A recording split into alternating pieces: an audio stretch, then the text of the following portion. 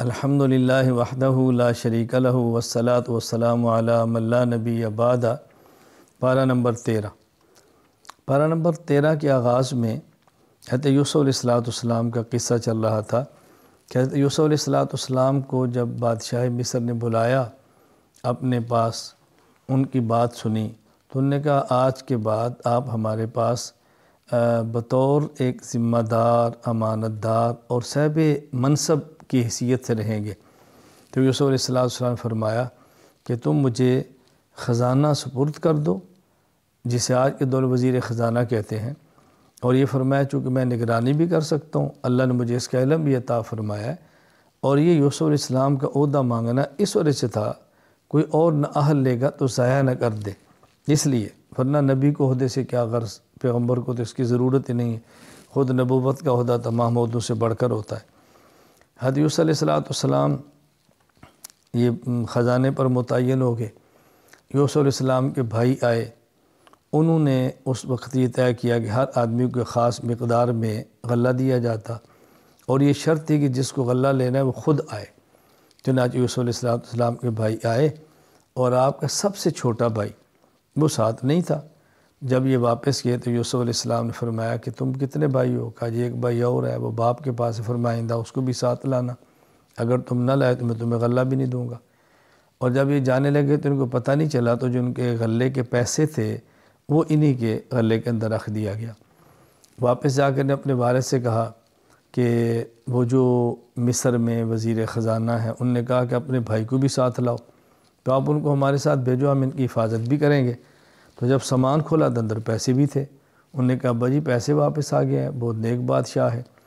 حضرت یعقوب علیہ السلام کو پہلے جھٹکا لگا ہوا تھا، تو آپ نے فرمایا میں چھوٹا بیٹا بھیجتا ہوں، لیکن اس کا ذرا تم نے خیال کرنا ہے، باقی جب تم مصر میں داخل ہو تو سارے ایک دروازے سے داخل نہ ہونا، الگ الگ دروازے سے داخل ہونا۔ مطلب یہ تھا کہ نوجوان ہیں، کوئی نظر نہ لگ جائے، ایک تدبیر اختیار فرمائی، اپنے دروازے سے چلے گئے۔ حضرت یوسف علیہ السلام کے بھائی جب پہنچے چھوٹے بنیامین، تو حضرت یوسف علیہ السلام فرمایا کہ تم نے مجھے پہچانا، میں تو تمہارا بھائی ہوں۔ خیر ان کو ساری بات سمجھا دی، اور ایک تدبیر اختیار کی کہ یہ چھوٹے بھائی حضرت یوسف علیہ السلام کے پاس رہ جائیں۔ جب یہ لوگ واپس جانے لگے تو وہ پیمانہ جس سے غلے کو وہ جس سے غلہ دیتے تھے وہ ناپ کے، تو وہ پیمانہ حضرت یوسف علیہ السلام کے فرمانے پہ ان کو چھوٹے بھائی کے غلے کے اندر رکھ دیا گیا۔ جب یہ چلے تو ایک شخص نے اعلان کیا حکومت کی طرف سے بھی ہمارا وہ برتن تھا وہ چوری ہو گیا، تو ہمیں تلاشی دو۔ انہوں نے کہا ہم تو چور نہیں ہیں۔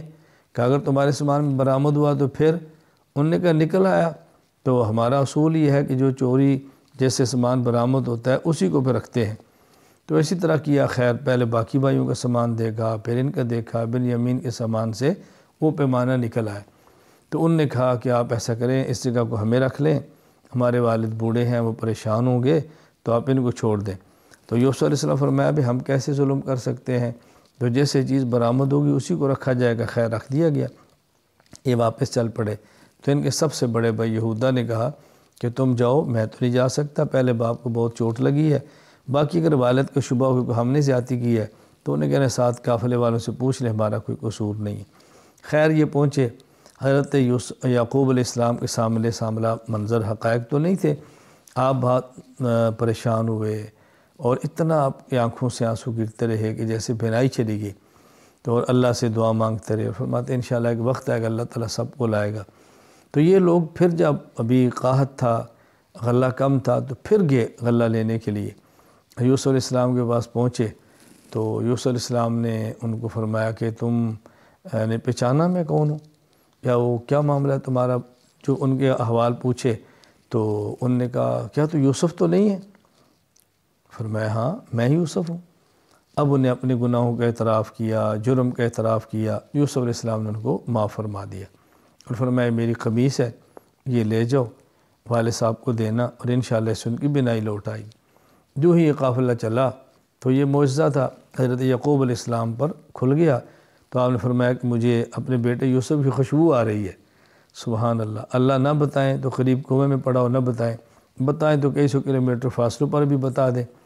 خیر جب یہ واپس پہنچے تو اپنے ساری صورتحال بتائی والد صاحب کو، قمیص دی، ان کی بینائی لوٹ آئی، تو پھر یہ والد، والدہ اور بھائی سارے یوسف علیہ السلام کے پاس پہنچے تو تعظیمی سجدہ کیا انہوں نے۔ یہ وہ خواب تھی یوسف علیہ السلام نے دیکھی تو اس کی آج تعبیر سچی نکلی کہ آپ کے بھائی ہیں، انی رأیت احد عشر کوکبا، 11 بھائی، پھر والد اور والدہ۔ یہ سجدہ تعظیمی تھا۔ عبادت کا سجدہ یہ تو حرام ہے، کبھی بھی جائز نہیں ہوا۔ ہاں تعظیمی سجدہ یہ ایک الگ چیز ہے، پہلی شریعتوں میں تھا، اب اس کی کوئی گنجائش قطعاً نہیں ہے۔ یہ مختصر سا اختصار سے میں نے واقعہ پیش کیا۔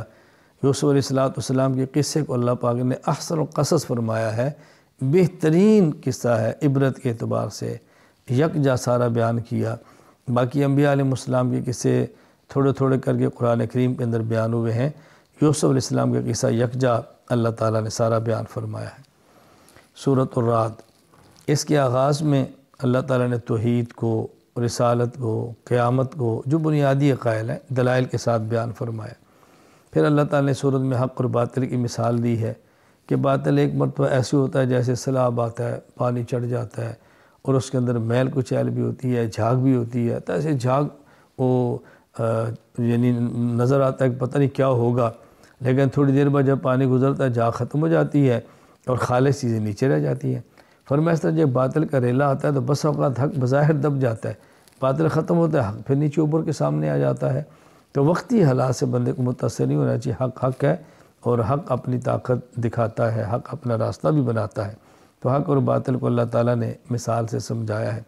اس طرح سونا پگھلاتے ہیں، چاندی پگھلاتے ہیں تو اوپر جو چیزیں آتی ہیں وہ سمجھے میل کچیل یہ باطل ہے، جو نیچے اصل سونا ہے وہ حق ہے، وہ نیچے رہ جاتا ہے۔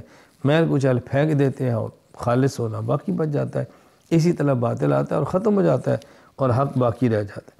اللہ تعالیٰ نے پھر اس صورت میں متقین کی صفات کو بیان فرمایا ہے، عہد کو پورا کرتے ہیں، رشتہ داروں سے صلہ رحمی کرتے ہیں، اللہ تعالیٰ حکم کے مطابق جوڑ پیدا کرتے ہیں، بلا وجہ توڑتے نہیں ہیں، صبر کرتے ہیں، نماز کی پابندی کرتے ہیں، اللہ کے راستے میں خرچ کرتے ہیں، اور جو لوگ فساق ہیں ان کے اندر یہ صفات نہیں ہیں، اللہ تعالیٰ میں متقین اور صالحین میں شامل فرمائے۔ پھر آخر میں اللہ تعالیٰ نے اپنے پیغمبر کو تسلی دی ہے کہ یہ کہتے ہیں تو رسول نہیں، آپ ان کی پرواہ نہ کریں، آپ فرما دیں کہ اللہ کافی ہے میرے گواہی دینے کے لیے، اور جن کے پاس کتاب کے علم وہ بھی جانتے ہیں کہ میں سچا رسول ہوں۔ آگے سورہ ابراہیم، اس سورہ ابراہیم کے اندر اللہ تعالیٰ نے ایک تو قرآن کریم کو نازل الحکمت بیان فرمائی ہے، لتخرج الناس من الظلمات الی النور، کہ قرآن کریم نازل ہوا، اس سے ظلمت چھٹ جاتی ہے، نور صاف ہو جاتا ہے، یعنی ظلمت الگ ہے اور نور الگ ہے۔ حق اور باطل کو قرآن کریم الگ الگ کر دیتا ہے۔ اس میں تو موسیٰ علیہ السلام کے قصے کو بیان فرمایا ہے، اور پھر بطور خاص کلمہ طیبہ اور کلمہ خبیثہ، اچھا کلمہ اور برا کلمہ، اس کو اللہ تعالیٰ نے مثال کے ساتھ سمجھایا ہے کہ اچھے کلمے کی مثال ایسے ہے جیسے درخت ہے، جڑیں اس کی زمین میں ہیں اور مضبوط ہیں اور بلند درخت ہوتا ہے، اس طرح کلمہ طیبہ بہت مضبوط ہوتا ہے، اس کو ختم کرنا مشکل ہوتا ہے۔ اور جو کلمہ خبیثہ ہے وہ ایسے ہے جیسے ایک درخت ہے جس کی جڑیں بھی مضبوط نہیں، جدھر سے ہوا آئی تو اس کو کھاڑ کے لے گئی۔ خیر کلمہ طیبہ کو اللہ نے ایک اچھے درخت، مضبوط درخت اور بڑے درخت کے ساتھ تعبیر کر کے مثال دے کر سمجھایا۔